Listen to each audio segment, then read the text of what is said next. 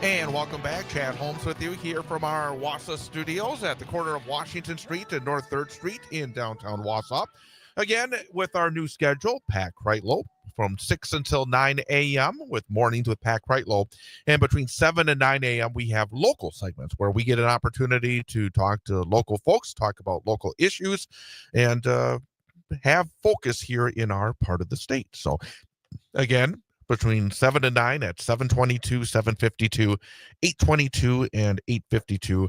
We have our local segments. While between 6 and 9, the rest of the segments are with Pat over in the Chippewa Falls area. So hopefully you're enjoying the new schedule, and make sure you tune in and give it a shot. And as we continue here on Civic Media, a couple of quick hits before we get to our number for the day quiz here this morning. Number one, I would encourage you to check out WXCO.FM and civicmedia.us. I've had a couple of new blog postings the last couple of days. Yesterday, had a blog posting on Tom Tiffany. And yesterday, there was an event. It was Where's Tom Tiffany Part 2. And also talked about the fact that Tom Tiffany is not allowing himself to come in front of average constituents right now. And in fact, tonight, as I mentioned earlier, Wisconsin's 7th Congressional District has a People's Town Hall. A number of different organizations coming together. Tom Tiffany has been invited to take questions at this town hall.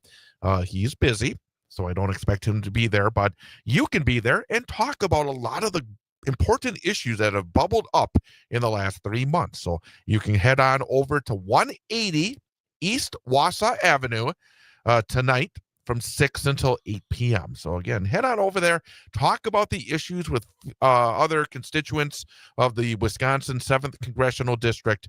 That's tonight, 6 to 8 p.m., again at 180 East Wausau Avenue. And also check out my blog posting on Tom Tiffany going over to the Wausau Chamber of Commerce yesterday and not speaking with his constituents either yesterday at his office in Wausau or tonight at this People's Town Hall. Also, I wanted to make a quick comment on a commentary put out this morning by Chris Conley of WSAU Radio. I'm not going to really go deep into it, but the thing that jumped out to me is Mr. Conley saying that Tony Evers is untrustworthy. And Chris Conley says Tony Evers should not be trusted because he could use a line item veto. I would love to get a list of the folks that Chris Conley thinks are trustworthy. I would just love to hear that list. I mean, does he have Robin Voss on that list? Does he have Donald Trump on that list? Does he have Pete Hegseth on that list? Does he have Ron Johnson on that list? Who does Chris Conley have on his list of trustworthy folks? I would love to hear that. I really would. So again, that's another quick hit I wanted to provide there as well. But again, I chuckled. And also, I believe it was yesterday on WausauPilotandReview.com.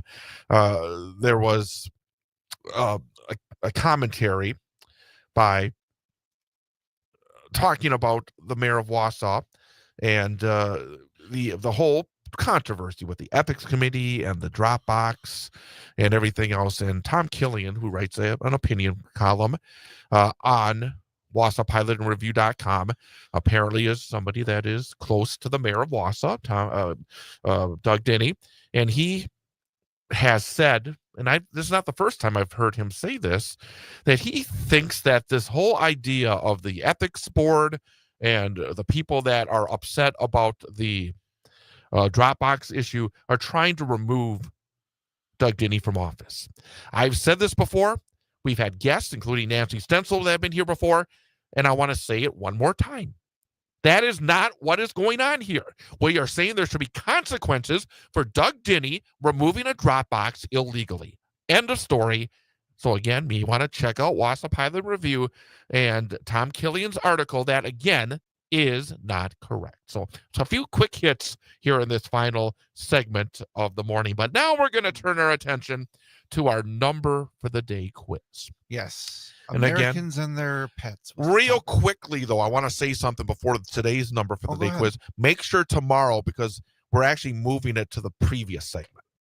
Because tomorrow, I cannot get get Mike Clemens any earlier.